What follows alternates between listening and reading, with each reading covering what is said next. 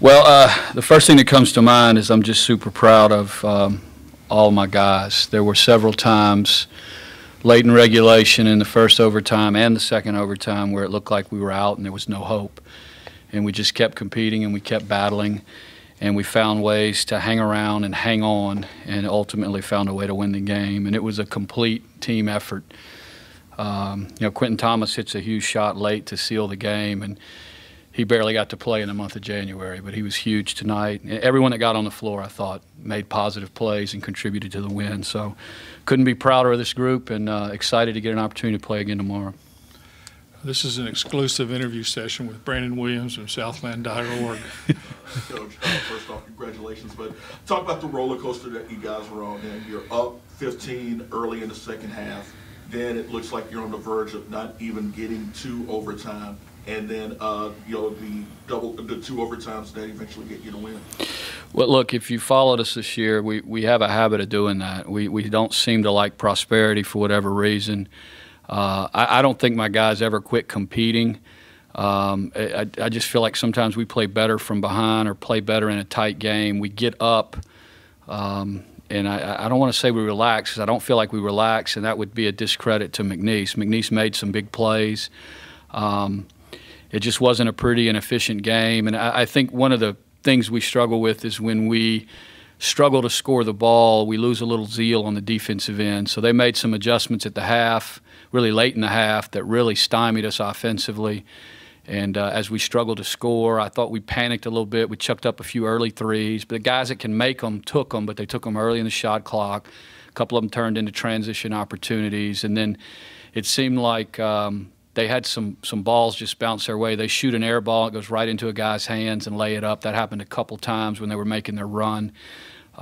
Just kind of bad luck for us. But, we always talk about you make your own luck. So, we dug down and did what we needed to do late to get it where it needed to be. And the thing I'm proudest of is they just never quit believing in one another and quit working to win. And that's really all I can ask of them as their coach.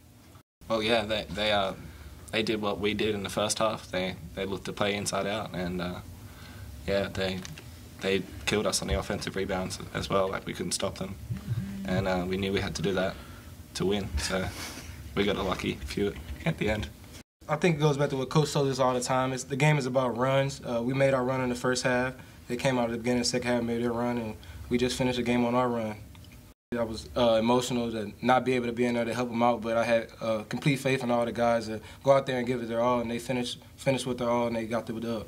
Huge. And, it's funny, I just told the staff that we made a run with some guys off the bench in the overtime to get ahead, and then I pull those guys off the floor and put starters back on the floor who had 4 fouls, and they kind of let it slip back in the wrong direction. So I said, you know what, we're gonna run with these guys. And it's difficult to look in the eyes of that play. They all want to be on the floor, and you got to tell somebody no. And Shane's a senior and wanted to be on there late, but with 4 fouls, he wasn't going to be as aggressive defending, and they were coming downhill hard at us. So I made the decision to go with Trey, and I thought Trey came up huge for us in both overtimes.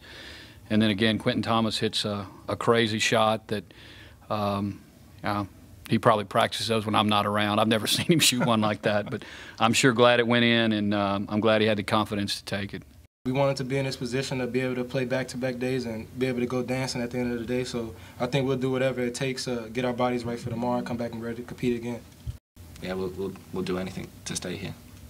Well, we played them at their place earlier in the year and didn't particularly play well. Since that game, we've juggled our lineup a little bit. We're playing a little bit differently than we were playing when we played them. So we're not the same team. I'd like to be a little fresher, but like the guys said, I think they know that there's no reason to hold anything back. We're going to lay it all on the line.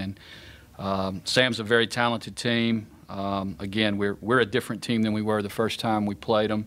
And we're at a point where, you're playing one of the top 4 teams, so it really doesn't matter who it is. On paper, they're better than us, so we just go lay it all on the line and give them our best shot and see how it works out. I feel like there's a certain sense of relaxation considering that, you guys come in and there's really nothing to lose for you guys?